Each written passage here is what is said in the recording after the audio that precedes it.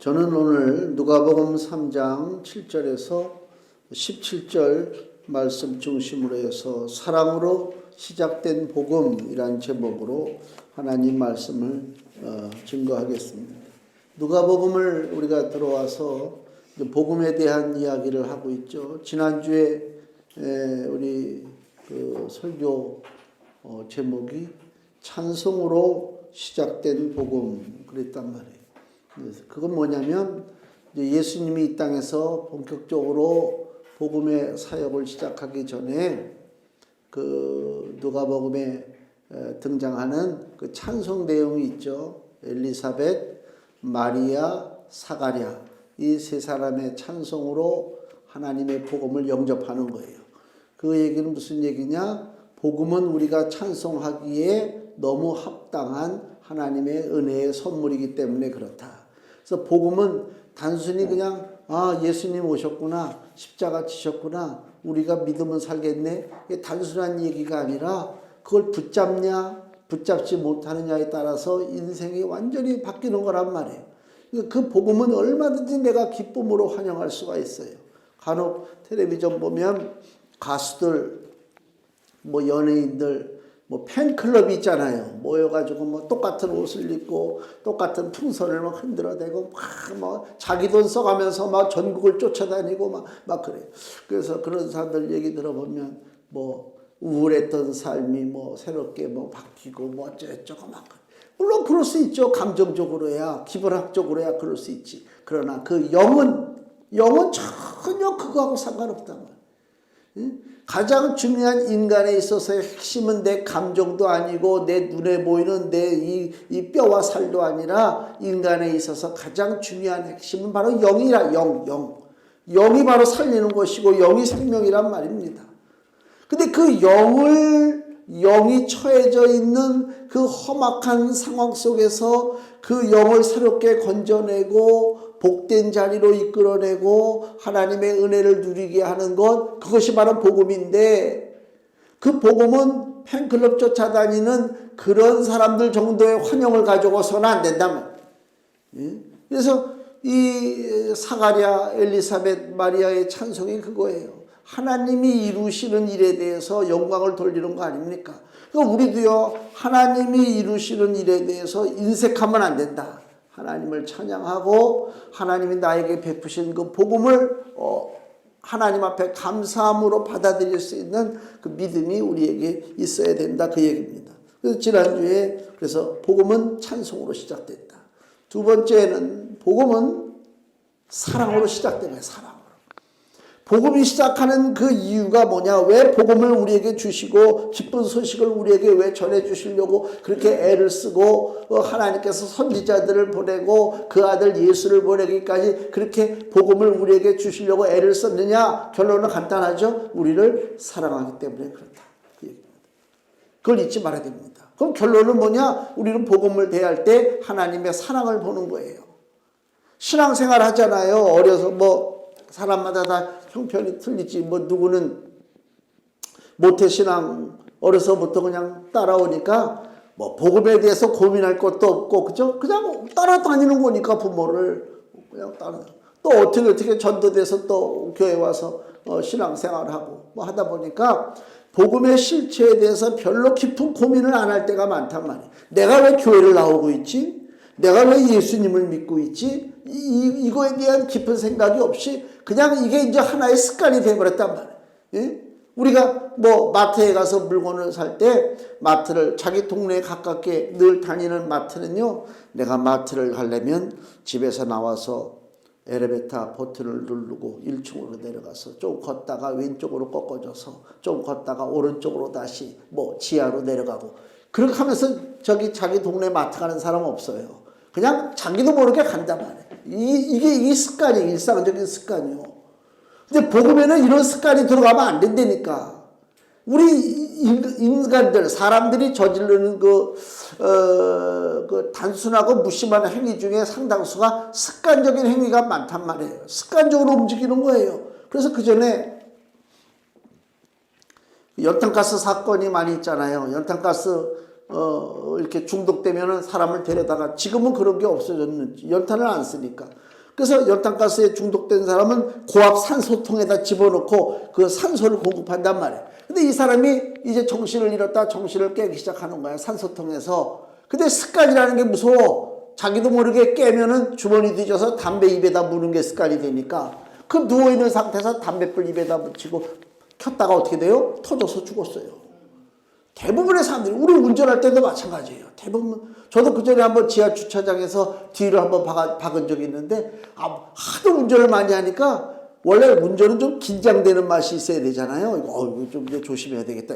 긴장되는 맛이 없어. 그냥 타가지고, 그러면서, 이거 후진해야 되겠네? 그냥 후진하는 거 아무 생각도 없어. 그날따라 아침에. 후진하는데 뭐가 쿵 하더라고. 뭐야? 내가 기둥을 박은 거야. 응? 차는 찌그러져도 기둥은 멀쩡해. 이게 습관적으로 하는 행동이란 말이에요. 근데 복음도 마찬가지야. 복음도 그냥 주일날 교회 와, 설교 들어, 아멘, 그렇지 뭐, 그렇게 살아야지 뭐, 언젠간 또 그렇게 살아야지 뭐. 그리고 또 세상에 나가서 여전히 나는 옛날에 그 모습으로, 세상 사람의 모습으로 그냥 사는 거란 말이에요. 습관적으로 복음을 그렇게 받아들여요. 그치? 저도 뭐 중고등부 청년 때 열심히 낸다고 교회를 다니긴 다녔지만, 그렇게 막 목사님이 설교하는 것에 대해서 막 저게 무슨 말이지? 야, 이런 적이 별로 없는 것 같아요. 그냥 예배 참여하면서 끝나면은 누구 만나고 뭐 그런 거 있잖아요. 순전히 그런 생각이지 무슨 설교 메시지에 대해서 야, 오늘 메시지가 별로 그런 거 없어요. 그럼 사람들이 언제 그럼 교인들이 감동받느냐? 육신적인 얘기를 할 때 감동받아. 사람의 얘기를 할 때 감동받아요. 정에 대한 얘기를 할 때 감동받아요. 그래서 설교자가 그 유혹을 뿌리치지를 못하기 때문에 강단에서 복음을 전할 때 무슨 얘기를 하냐? 정에 대한 얘기를 해. 사람에 대한 얘기를 해. 관계성에 대한 얘기를 해. 응? 서로 사랑하고 서로 의지하고 누가 누구를 어떻게 했고 그런 얘기들 많이 해. 그래서 제가 청년 때 다니던 그 교회 목사님이 어버이 주일만 되면 그 부모님이 일찍 돌아가시고 뭐 삼춘손에서, 작은 아버지가 삼춘손에서 자랐다고 그러죠. 그래가지고 뭐 그 어버이 주일만 되면 그거를 얘기하면서 막 하고도 목사님이 울어. 그러면 성도들은 통곡을 해. 같이. 왜 같이 통곡하는 거야? 그 목사님이 야, 너무너무 그때 잘 나가는 굉장하지 1970년대 세계를 안 돌아다니는 데가 없을 정도로 그렇게 큰 엄청난 부흥을 이루고 굉장하지. 같이 울어줄 만한 일이 없어요. 근데 성도들은 그 옛날 몇십 년 전 얘기를 듣고 우는 거야. 왜? 감정에 약하기 때문에 그래요. 복음은 우리의 감정에 호소하는 게 아니에요. 복음은 우리 감정이 아니란 말이에요. 왜? 사람의 감정처럼 믿을 수 없는 게 없어요. 사람의 감정은요, 수시로 변하는 거 아닙니까? 영화들이 왜 히트가 돼요? 사람의 그 변하는 마음을 노린단 말이에요. 그래서 거기 그 감정을 딱 건드리면 그게 아주 감동스러운 영화다. 그래서 그 영화가 잘 되고. 복음은 사람의 감정에 호소하는 게 아니라 복음은 하나님의 계획이 선포되는 거예요. 우리가 어떤 생각을 갖고 있든 어떤 마음을 가지고 살든 간에 하나님의 계획은 변동되지 않는다. 근데 그 하나님의 계획이라고 하는 것이 뭐냐? 태초부터 우리를 사랑하셔서 우리를 끄집어내시고 건져주시고 구원시키는 것이 하나님의 계획입니다. 이게 복음입니다. 근데 우리를 건져주시고 우리를 끄집어내시고 우리를 살려주시는 이 구원의 복음에는 누가 들어가야 되느냐? 예수 그리스도가 들어가야 된단 말이에요. 예수님의 십자가를 믿지 않느냐 하면 소용이 없어요. 이 분명한 사실, 내가 믿든지 안 믿든지 그건 별개의 문제야. 하나님의 계획은 변동되지 않습니다. 우리 감정에 호소하지 않습니다. 감정에 와닿지도 않습니다. 우리가 생각해 보세요. 나는 내가 무슨 죄를 줬어? 그냥 사람이 살다 보면 실수할 때도 있고 법을 좀 어길 때도 있지만 벌금 내면 되고 거기에 대한 죄책감을 가지고 살고 그 정도지. 무슨 죄 때문에 무슨 지옥 저주를 받아? 이거 우리 감정에 안 맞아요. 그래서 기독교 이단 중에는 지옥이 없다고 떠들어대는 사람들도 있어요. 하나님이 사랑이시기 때문에 그 사랑하는 우리들에게 무슨 지옥의 그 저주를 주시겠느냐? 그럴듯하지. 감정적으로 봤을 때 그렇단 말이에요. 그러나 복음은 그게 아니요. 우리의 감정이 중요한 게 아니라 하나님의 계획이니까 이 우주 역사에 일어난 모든 사건들, 하나님은 아시지만 우리는 모르는 게 너무 많잖아요. 태초에 이 우주 공간에 이 천지에 엄청난 반역의 사건이 벌어지고 엄청난 뱀의 세력들이 준동하는 그 천지 창조의 그 시대에 하나님께서 그 법을 정해놓지 않았다면 수많은 인생들이 다 뱀의 자식이 돼가지고 하나님을 대적하고 서로 물어뜯고 죽이고 그러다가 종말에 서로 멸망하는 그런 비극적인 것을 맞이할 수밖에 없기 때문에 하나님이 그래서 우리를 사랑하심으로 그 아비규환의 그 지옥의 저주 가운데 우리를 끄집어내셨다. 그게 바로 복음이다 그 얘기입니다. 그래서 복음은 사랑으로 시작됐다. 여기 복음이 시작될 때에 세례 요한이 어떤 일을 했느냐가 오늘 이 누가복음 3장의 주된 말씀입니다. 여기 4절 말씀 보세요. 세례 요한의 그 사역을 설명하는데 누가복음 3장 4절에서 6절 말씀, 선지자 이사야의 책에 쓴 바 광야에 외치는 자의 소리가 있어 가로되 너희는 주의 길을 예비하라. 그의 첩경을 평탄케 하라. 모든 골짜기가 메워지고 모든 산과 작은 산이 낮아지고 굽은 곳이 곧아지고 험한 길이 평탄하여 질 것이요 모든 육체가 하나님의 구원하심을 보리라 함과 같으니라. 세례 요한의 사역이 그것입니다. 광야에서 외치는 것입니다. 왜 광야에서 외친다고 표현합니까? 듣는 자가 없어요. 광야는 사람들이 모이는 장소가 아닙니다. 근데도 외치는 거예요. 하나님의 복음을 내가 얘기했잖아. 하나님의 복음은 인간의 계획에 타협하는 게 아니요. 우리에게 적당히 야 이렇게 할 테니까 너희들도 이렇게 해줄래? 이렇게 제안하는 게 아닙니다. 하나님의 복음은 이미 결정됐어요. 딱 처음부터. 이게 시간이 지나다 보니까 그때 내가 이렇게 얘기했는데 이제 와서 보니까 그게 아닌 것 같아. 좀 바꿔야 되겠다. 그게 아니요. 지금 상당수가 복음이 사람들이 생각할 때 성경을 해석할 때 창세기 때와 지금은 시대가 다르다. 창세기 때 이 하나님의 말씀을 그대로 지금 시대에 갖다 이걸 적용을 한다? 이거는 말이 안 된다. 그래가지고 말씀을 변동시키는 경우가 많단 말이에요. 현대에 맞게끔 말씀을 변형시킨다 이거예요. 듣는 사람은 좋을지 몰라도 하나님은 그게 아니고 하나님은 처음부터 마지막까지 일관성이 있단 말이에요. 그러니까 그 일관성 있게 나가시는 하나님을 내가 믿어야 되는 거야. 만약에 하나님이 변동이요. 수시로 하나님의 마음을 바꿔먹는다. 내가 그 하나님을 어떻게 믿어요? 믿을 수가 없잖아요. 하나님은 변동되지 않습니다. 창세기부터 요한계시록 인류의 마지막까지 하나님의 계획은 쫙 된 거예요. 근데 그 하나님의 계획을 우리가 기뻐하지 않습니다. 우리는 그냥 그럭저럭 그냥 만수산 드렁치기 얽혀진들 어떠하니 우리도 이와 같이 얽혀서 천년만년 한번 살아보자. 이게 우리 인간의 생각이요. 뭐 대충 넘어가지. 뭘 그렇게 그냥 시시콜콜 따지고 말이야. 뭐 그러느냐. 우리 인간에게는 안 맞는단 말이야. 왜? 우리 속에는 이미 죄악된 마음이 있기 때문에 우리는 밝은 빛에서 살아가기를 원치 않습니다. 우리는 적당히 어두운 걸 좋아한단 말이에요. 그래서 대충 살려고 그래요. 하나님의 복음은 아니요. 이것이 아니면 너희들 망한다 그거야. 예수 십자가가 아니면 너희들이 아무리 발버둥 쳐도 너희들 멸망할 수밖에 없다. 이것이 복음입니다. 그래서 사람들이 복음을 안 들어요. 무슨 뭐 교회 다니는 사람들은 속이 좁아가지고 말이야. 자기네 무슨 뭐 예수만 믿어야 구원받는다고 그래. 세상에 길이 얼마나 많은데 부처님도 있고 뭐 뭐도 있고 다 길이 여러 개지. 그렇게 얘기한단 말이에요. 근데 하나님은 그게 아니에요. 하나님은 변동되지 않습니다. 너희들이 뭐라고 생각하든 뭐라고 이야기를 하든 복음에 살아갈 길은 예수 십자가밖에 없다. 이게 하나님의 말씀입니다. 그래서 듣는 자가 없어요. 듣는 자가 없다는 얘기는 뭐예요? 이 땅이 광야와 같은 세상이다. 그래서 여기 요한이 여기 4절에 보니까 광야에 외치는 자의 소리가 있어. 듣는 자가 없어도 외치는 거예요. 복음이 듣는 자가 없다고 해서 야 그럼 듣기 좋은 소리를 한번 바꿔서 해볼까? 천만의 말씀이요.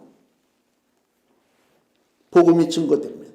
그 복음의 세례 요한이 증거하는 그 메시지의 첩경 그 핵심이 뭐냐? 너희는 주의 길을 예비하라. 그의 첩경 왕이 다니는 길입니다. 그의 첩경을 평탄케 하라. 즉 새로운 왕을 맞이할 준비를 하라 그 얘기입니다.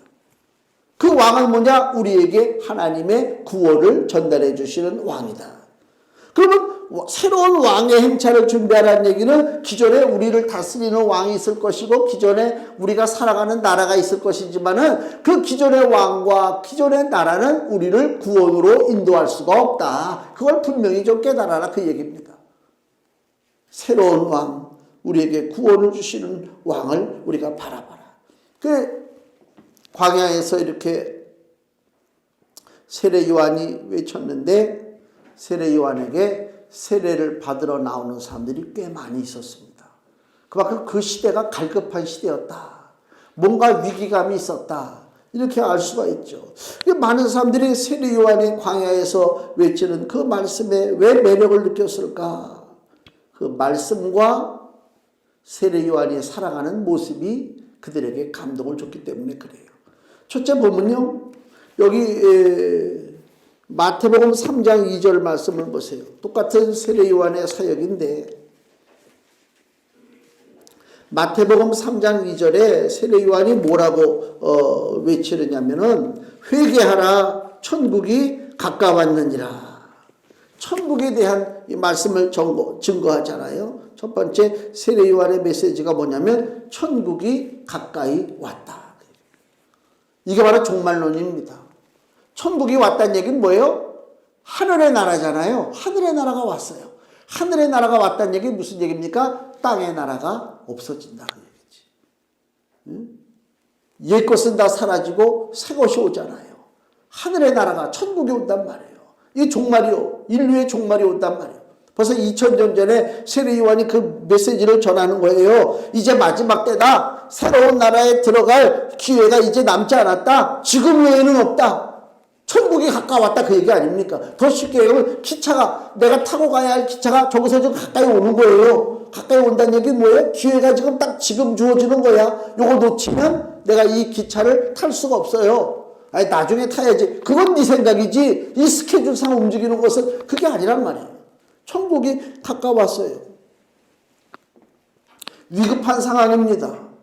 그래서 여기 본문의 9절 말씀 보니까 누가복음 3장 9절에 이미 도끼가 나무 뿌리에 놓였으니 좋은 열매 맺지 아니하는 나무마다 찍혀 불에 던지오리라. 도끼가 나무 뿌리에 놓였다는 얘기 뭐예요? 위급하단 말. 위급해. 지금 기간을 예수님도 그런 비유 말씀을 하잖아요. 농사 짓는 사람이 다른 사람에게 그걸 맡기고 종에게 맡기고 갔는데 3년 후에 3년을 기다렸어요. 첫 해에도 농사가 망치고 둘째 해도 농사를 망치고 셋째 해 이 농사 짓는 이 종은 한 번만 봐주세요. 1년만 봐주세요. 1년만 봐주세요. 3년을 봐줬단 말이야. 3년째 와보니까 그때까지도 열매가 맺히지 않았어요. 추수된 게 없단 말이야. 그래서 결국은 다시 그 종이 농토를 뺏기고 처벌받는 그 예수님의 비유 말씀이 나온단 말이에요. 그러니까 도끼가 이미 나무 뿌리에 놓였다는 얘기는 좀 봐주세요. 1년만 봐주세요. 이게 통하는 게 아니에요, 이거. 이거는 이제 들어서 후려치면 끝이란 말이에요. 나를 기다려주지 않는다. 느긋하게 내가 이제까지 살던 방식으로 살다가는 버려지는 인생이 된다. 지금 세상이 너무 많이 바뀌고 있잖아요. 저도 그걸 느껴요. 내가 어디 가서 나도 미련하다 소리 별로 안 들었는데 지금은요 내가 우둔해졌어요. 쉽게 얘기하면 맥도날드 롯데리아 같은 데 가서 나보고 알아서 주문하라고 그러면 거기서 아마 한참 고민할 거야. 이거 사람이 없어. 이거 눌러야 될 거 아닙니까? 누르고. 내가 처음에 누르려고 내가 누를 수 있어. 근데 나중에 계산할 때 보니까 복잡하대 하여튼 내가 원하는 걸 시키기가 너무 힘들어. 그것도 힘들지. 핸드폰, 스마트폰 가지고 뭐 하는 거 있잖아요. 인증서 받는 것도 그렇고 나 못해. 나 그거 전혀 못해. 다운 받아가지고 지난번에도 무슨 자료를 하나 받아야 되는데 못 받아가지고 저기 아산에 있는 목사님 올라오셔가지고 여기서 했다니까. 세상에 내가. 안 돼. 야, 내가 다른 분들이 그래. 황 목사님은 그런 거 잘 할 것 같은데 못한대. 나는 이거 컴퓨터도 못하고 뭐 스마트폰 이 시대가 바뀌는 거예요. 옛날에 안 그랬어요. 옛날에 빠릿빠릿했어요. 내가 걸음이 얼마나 빨랐다고. 나도 날아다녔어요. 여기서 막 쫙쫙 날아다니고 그냥. 지금은 안 그래요. 터덜터덜 걸어요. 예? 날아다니지 못해요. 잘 이해도 안 돼요. 뭐 신문에 뭐 무슨 뭐 기사가 나오고 텔레비전에 광고가 나오면 저게 무슨 광고야? 사라는 거야? 뭐라는 거야? 무슨 광고인지도 모르겠어 난 지금. 그런 시대, 이 시대가 바뀌는 거예요. 그러면 어떤 생각을 가져야 될 것 같아요? 옛날에 살던 방식으로 살면 안 되겠구나.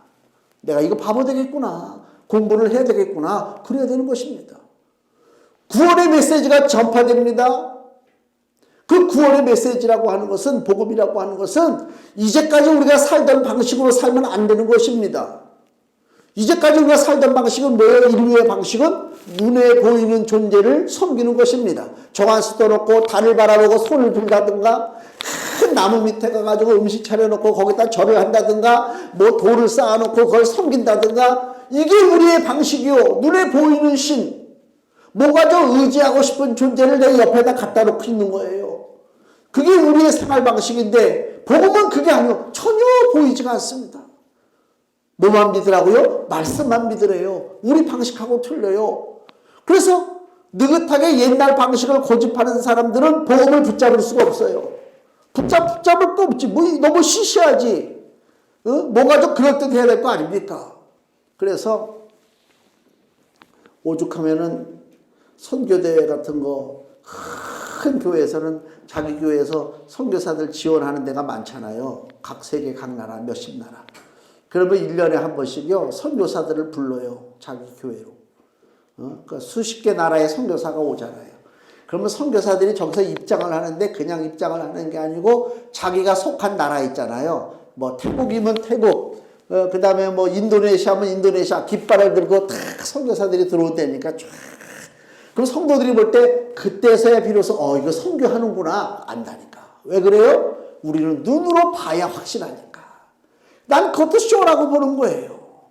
사도 바울이 그 복음을 전하러 온 유럽을 돌아다니고 했을 때 그 각국의 무슨 뭐 이상한 문양 상징 깃발을 들고 뭐 누구 전진 사람의 쇼라면 쇼. 그게 우리에게 마음은 흡족할지 몰라도 하나님의 방식은 아니다. 그래서 우리는 바로 복음을 대할 때에 느긋하게 이전까지 행했던 내 모든 잘못된 습관들 그걸 버려야 된단 말입니다. 옛것을 버리라는 것입니다. 그렇지 않고서는 우리가 새로운 복음을 붙잡을 수가 없어요. 그래서 이 세례 요한이 뭐라고요? 천국이 가까웠다. 그 다음에 또 하나는요. 천국이 가까웠으니까 어떡하라고요? 마태복음 3장 2절에도 회개하라 천국이 가까웠다고 그러잖아요. 회개해야 되는 것입니다. 8절 보세요. 본문 누가복음 3장 8절. 그러므로 회개에 합당한 열매를 맺어라. 회개하라 그 얘기입니다. 당시 그 세례 요한이 있었던 그 이스라엘 유대인들은 자동으로 하나님 나라 백성이 된다고 생각했어요. 더 쉽게 얘기하면 우리식으로 얘기하면 이 한반도에서 태어난 사람은 자동으로 단군의 자손이다. 그 얘기예요. 우리 지금은 단군에 대한 얘기가 별로 없었지만 우리 어릴 때만 해도 단군의 자손이라는 얘기를 많이 들었어요. 단군의 자손. 야, 그래 한 뿌리 단군의 자손. 무슨 생각을 가져요? 그냥 한국에서 이 한반도에서 딱 태어나면 내가 발버둥 칠 일도 없고 애쓸 일도 없고 수고할 일도 없이 그냥 나는 단군의 자손이 된 거죠. 이스라엘 사람들도 똑같아요. 그냥 이스라엘 땅덩어리에 태어나면 애쓸 것도 없고 수고할 것도 없고 노력할 것도 없고 누구의 자손? 아브라함의 자손이야. 근데 그 아브라함이 누구라고요? 바로 하나님이 사랑하는 자야. 하나님 나라 백성이요. 그러니까 우리는 당연히 이스라엘 땅에 태어났으니까 아브라함의 자손이요 하나님의 백성이다. 이것이 그 당시에 이스라엘 사람들 유대인들의 일반적인 생각입니다. 근데 세례 요한은 그 일반적인 생각이 잘못됐다고 지금 외치고 있습니다. 다시 8절에 그러므로 회개에 합당한 열매를 맺고 속으로 아브라함이 우리 조상이라 말하지 말라. 저절로 너희가 하나님 나라 백성 된다고 생각하지 말라 그 얘기입니다. 내가 너희에게 이르노니 하나님이 능히 이 돌들로도 아브라함의 자손이 되게 하시리라.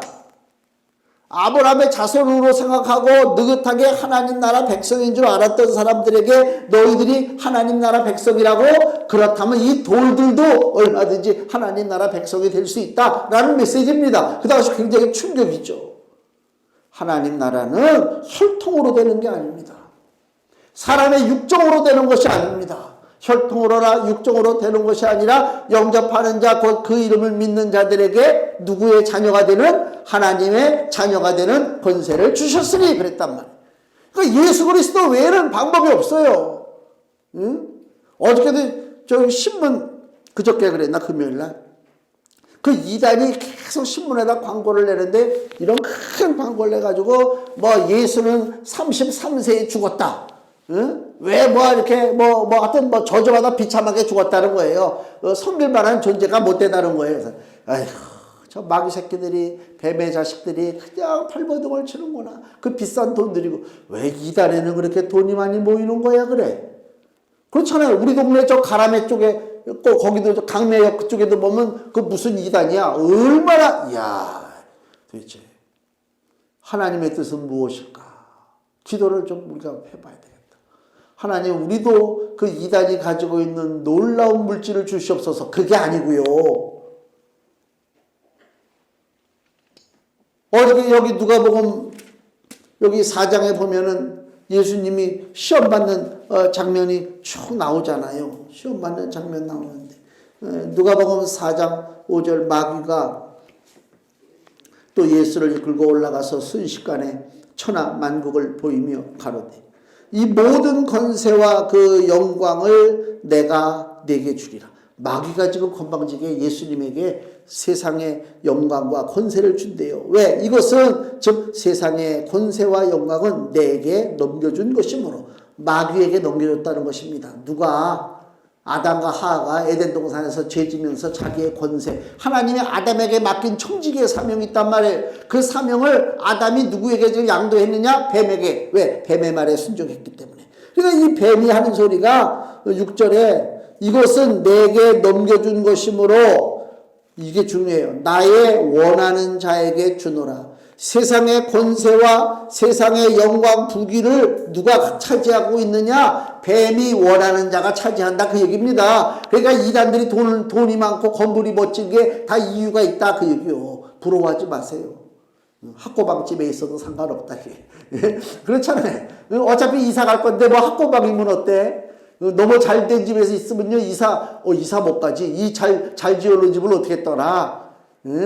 마귀의 자손만이 이 세상의 권세와 영광을 누린다. 분명히 여기 성경에 기록되어 있잖아요. 그러면서 우리도 세상의 영광을 구하고 삽니까? 세상의 권세를 구하고 삽니까? 그러니까 그건 복음하고 상관없이 그냥 살아가고 있는 거지. 자, 그래서 이 세례 요한이 메시지도 메시지지만은 또 여기 마태복음 3장 4절을 보세요. 누가복음에는 그게 표시가 안 됐는데 마태복음 3장 4절에 요한의 그 모습에 대해서 기록이 되어 있죠.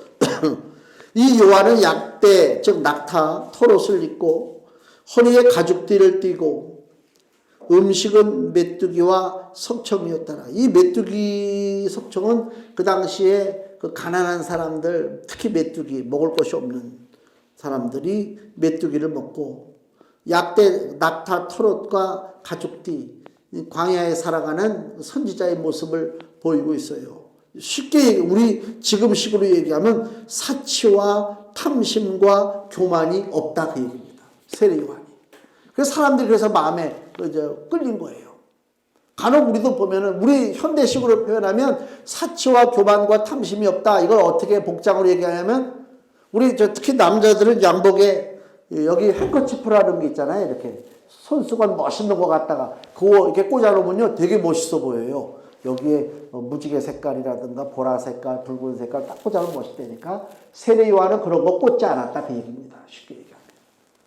잘 보이려고 애쓰지 않았다 그 얘기입니다. 잘 보이려고 애쓰지 않았다. 야구 선수들 보니까 이번에 한국 시리즈인가 뭔가 우연찮게 몇 게임 봤는데 내가 항상 고개를 깠다 좀 이상하다 하는 게 그 운동장에서 막 뛰고 휘둘고 하는 애들이 여기다 금목걸이를 왜 차고 있을까? 얼마나 불편해. 이거 차고 있다가 이거 풀고 나와야 되는 거 아닙니까? 근데 이걸 차고 하더라니까. 그래서 뛸 때 보면요, 자세히 보세요. 이 금목걸이가요, 자기 이마박 치는 애도 있어요. 이게 하도 치니까, 탁 치니까, 한참 하는데, 야 대단해. 그래도 그걸 차고 다녀. 사람의 마음이 그래요. 어쩌다가. 세례요한은 그것이 없습니다. 그리고 세례요한은 자기에게 모이는 사람들에게 듣기 좋은 소리로 위로와 소망을 주지 않았습니다. 인기를 얻으려고 하지 않았다 그 얘기요. 여기 7절 보세요. 7절. 요한이 세례받으러 나오는 무리에게 이르되 자기에게 그 수많은 사람들이 몰려오잖아요. 얼마나 신납니까? 야, 여러분들 정말 탁월한 선택을 하셨다. 오늘 축복의 자리에 오셨습니다. 여러분 오늘 은혜를 받고 돌아갑니다. 치료받습니다. 이래야 되는데 나오는 사람들에게 뭐라고 얘기한다고요? 독사의 자식들아. 그러죠. 이게 보통이 아니지. 그 당시에. 이 독사의 자식이라고 하는 얘기는 쉽게 얘기하면 뱀의 자식이잖아요. 마귀 자식이란 말입니다. 마귀 자식이요.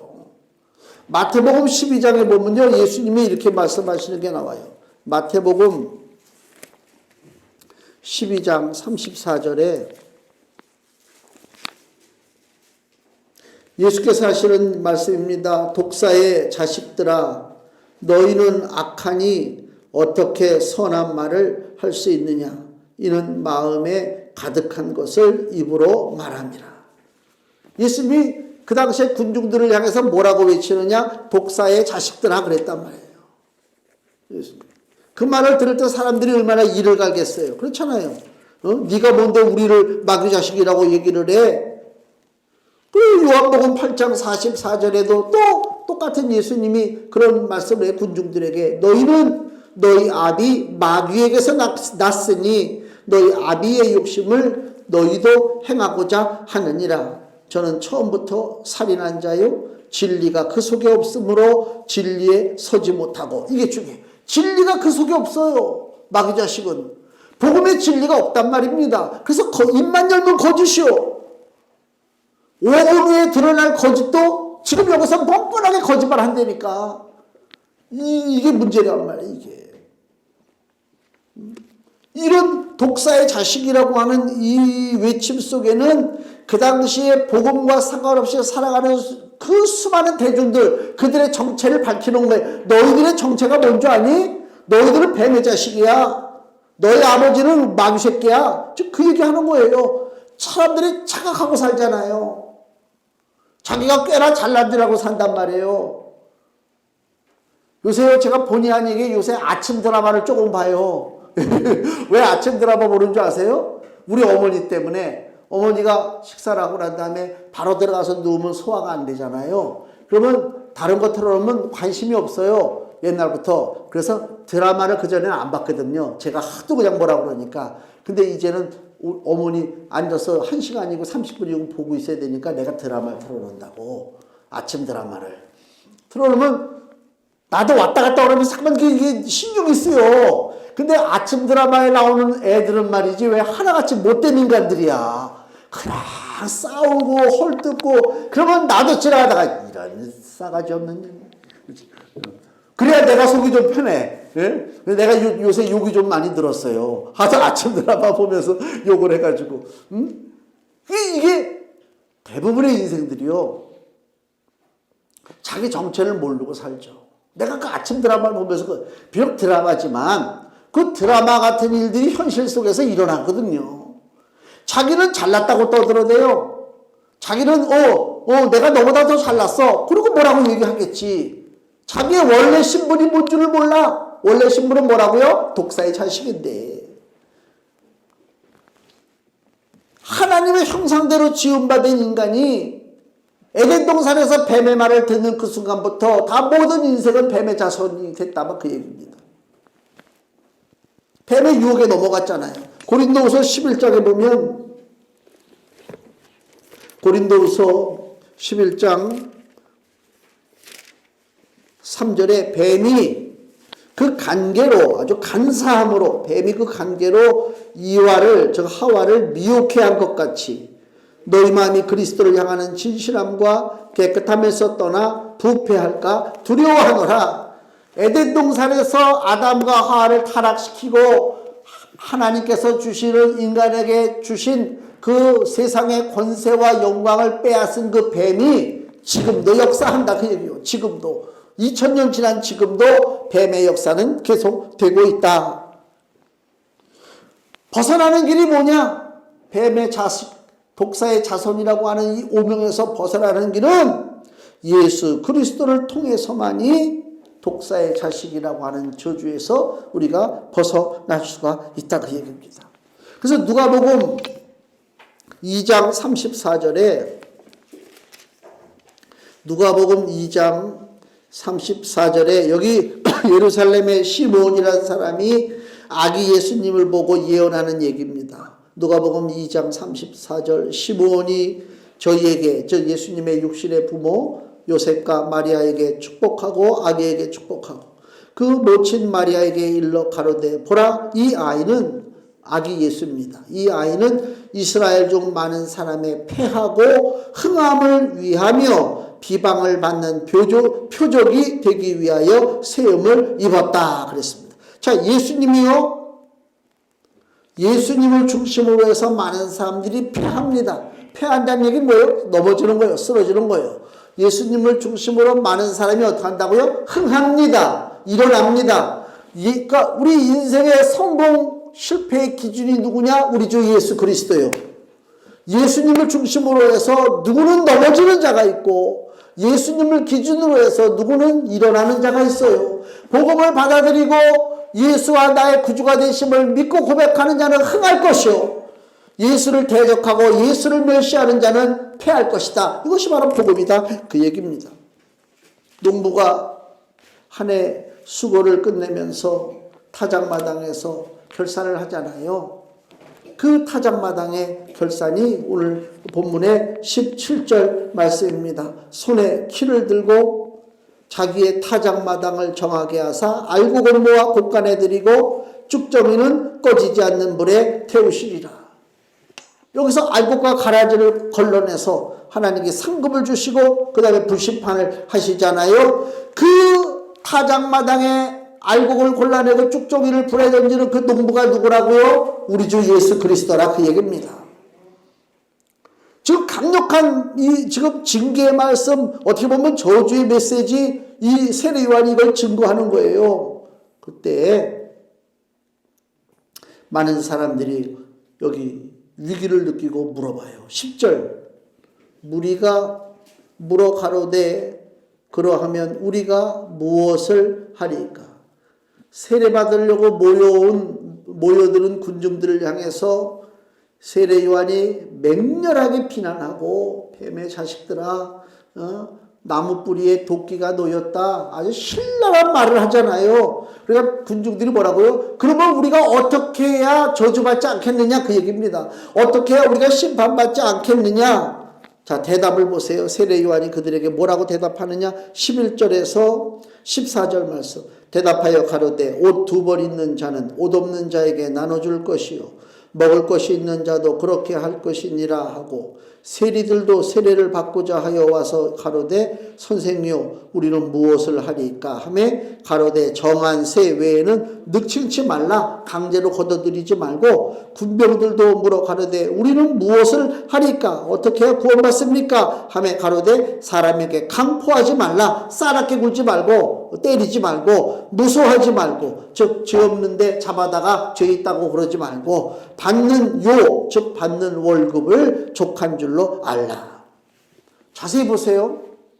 지금 세례 요한이 하나님의 구원의 복음을 증거하기 전에 뭘 먼저 얘기하느냐? 천국이 가까웠는데 너희들은 다 독사의 자식들이야. 나무 뿌리에 이미 도끼가 놓였고 타작마당에서 조금 있으면 이제 다 주인 되신 예수 그리스도께서 너희들을 불에 집어넣을 거야. 즉 그 메시지를 하고 있을 때에 백성들이 몰려와서 어이구 그럼 우리 어떻게 해요? 그러니까 뭐라고요? 야, 옷 두 벌 입는 사람도 나눠줘. 먹을 것이 있는 사람도 나눠줘. 또 세금 걷는 너희들 막 엉터리로 세금 걷지 말고 딱딱 정한 법에 정한 것만 세금을 걷고 군인들도 사람들에게 난폭하게 굴지 말고 사람들 잡아다가 그냥 누명 씌우지 말고 월급 받는 것만 족한 줄로 알아. 세례 요한이 그랬어요. 그게 핵심이 뭘까? 아니 구원이라고 하는 게 내가 행동 바르게 하면 되나? 내가 이 땅에서 바르게 교회 안 나와도 예수님 안 믿어도요 도덕적으로 윤리적으로 바르게 사는 사람들 많습니다. 인격적으로 훌륭한 사람들 많습니다. 진짜 막 기부하는 사람들 보세요. 그 애써 모은 돈 다 자기 모교에 기부를 하고 어디다가 뭐 단체에 맡기고 애쓰고 쓰고 엄청 우리는 못하는 일을 그 사람들 하는 사람들 많습니다. 그러면은 세례 요한의 이 메시지라면 그런 사람들 예수님 안 믿어도 다 구원받겠네. 그럼 이 말씀의 도대체 이 의미가 뭐냐? 간단합니다. 모든 행위의 바탕에 뭐가 들어있다고요? 사람을 사랑하는 것입니다. 사랑이에요, 사랑. 내가 사랑하기 때문에 저 사람 것을 안 뺏는 것입니다. 사랑하기 때문에 그 사람에게 뭘 주는 것입니다.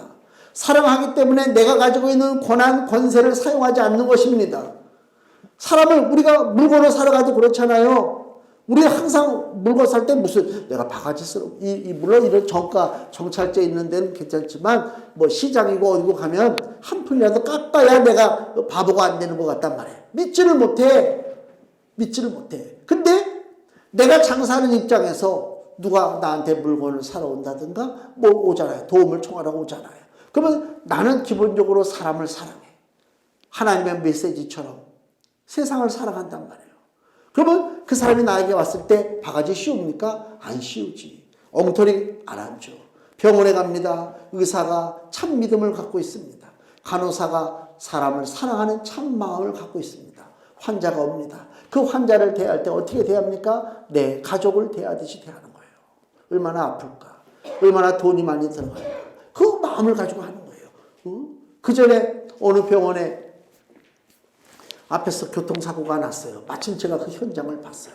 근데 많이 다친 건 아니고 차가 급브레이크 밟으면서 그 사람을 툭 쳤어. 내가 볼 때 저거는 병원 안 가고 그냥 저기 가가지고 파스만 하나 붙여도 될 것 같은데 마침 그 병원에 그 사무장인가 그 일하는 사람이 있잖아요. 뛰쳐나오더니 야야야 빨리 들어다가 사진 막 찍어. 내가 그 소리를 들었어요. 야 저런 욕할 수는 없지만 야 무섭다. 거기 그 병원이 무슨 병원이냐? 교통사고 전문 병원입니다. 우리 동네에 있습니다. 응? 사람을 사람으로 보는 게 아니요. 사람으로 보는 게 아니라니까. 돈으로 본다니까. 그러니까 사랑하는 마음이 없으니까 그렇단 말이에요. 그 여기 세례 요한이 지금 이 사람들에게 하는 얘기 뭐예요? 너희들 구원받기 원하느냐? 사랑의 마음이 있어야 된다. 사랑의 마음이. 마태복음 22장을 보세요. 마태복음 22장 35절. 마태복음 22장 35절. 그 중에 한 율법사가 예수를 시험하여 묻되 선생님이여 율법 중에 어느 계명이 크니까? 예수께서 가라사대 네 마음을 다하고 목숨을 다하고 뜻을 다하여 주 너의 하나님을 사랑하라 하셨으니 이것이 크고 첫째 되는 계명이요 둘째는 그와 같으니 네 이웃을 네 몸과 같이 사랑하라 하셨으니 이 두 계명이 온 율법과 선지자의 강령이니라. 여기 보면 이 두 계명 사람을 사랑하고 하나님을 사랑하는 것입니다. 그것이 율법과 선지자의 강령, 쉽게 얘기하면 그것이 복음이라 그 얘기입니다. 사랑하는 것이 복음입니다. 그러면 강력한 하나님의 강력한 사랑의 모습이 누구냐? 바로 예수 그리스도예요. 왜요? 왜 예수 그리스도십니까? 요한복음 3장 16절 하나님이 세상을 사랑하사 누굴 보내셨어요? 독생자 예수 그리스도를 이 땅에 보내주셨어요. 하나님의 사랑의 표현이 예수 그리스도십니다. 그래서 다시 우리 누가복음 오늘 3장에 22절 보세요. 예수님이 세례받고 올라오실 때 하늘에서 들리는 이야기입니다. 성령이 형체로 비둘기같이 그의 위에 예수님 위에 강림하시더니 하늘로서 소리가 나기를 너는 내 사랑하는 아들이라 내가 너를 기뻐하노라 하시니라. 왜 하나님이 예수님을 사랑한다고 그래요? 예수님이 이 땅에 오심으로 많은 사람들이 구원에 이르게 됩니다. 그 예수를 믿음으로. 그 예수를 어찌 하나님이 사랑하지 않겠습니까? 많은 사람들이 예수님을 믿음으로 마귀 자식이 되지 않습니다. 많은 사람이 불구덩이에서 괴로워하지 않습니다. 예수님 때문에. 그래서 하나님이 여기 22절에 내가 너를 기뻐하노라. 왜? 예수님이 그런 일을 하시기 때문에 기뻐하시는 것입니다. 죄악된 세상과 사람을 향한 하나님의 진노와 예수 그리스도의 심판은 분명합니다. 그러나 이 하나님의 진노와 주님의 심판도 실은 사랑의 매질입니다. 인생으로 하여금 깨닫게 하고 돌이키게 하는 것입니다. 그래서 자, 금주의 말씀 보세요. 요한복음 3장 17절 같이 읽습니다. 하나님이 그 아들을 세상에 보내신 것은 세상을 심판하려 하심이 아니요 저로 말미암아 세상이 구원을 받게 하려 하심이라. 아멘. 이게 하나님의 본 뜻입니다. 그게 바로 하나님의 사랑이라. 그래서 복음은 예수님을 이 땅에 보내신 하나님의 그 복음의 원뜻은 뭐냐? 우리를 사랑하는 것입니다. 그래서 복음은 사랑으로 시작됐다. 우리를 향하신 하나님의 사랑은요, 우리가 생각하는 그 이상입니다. 우리는 좋을 때는 하나님이 나를 사랑하시지, 하나님이 나를 축복하시지, 그래요. 근데 안 좋은 일이 생겨요. 힘든 일이 생겨요. 그러면 하나님은 나를 사랑하시지 않나? 내가 헛된 것을 믿고 있지 않나? 이렇게 의심이 들어온단 말이에요. 그 의심은 누구와 함께 들어옵니까? 뱀과 같이 들어온단 말이에요. 그래서 마지막으로 우리 로마서 8장을 한번 보고 마치겠습니다. 로마서 8장을 보세요. 34절. 로마서 8장 34절에서 39절 말씀을 제가 읽겠습니다.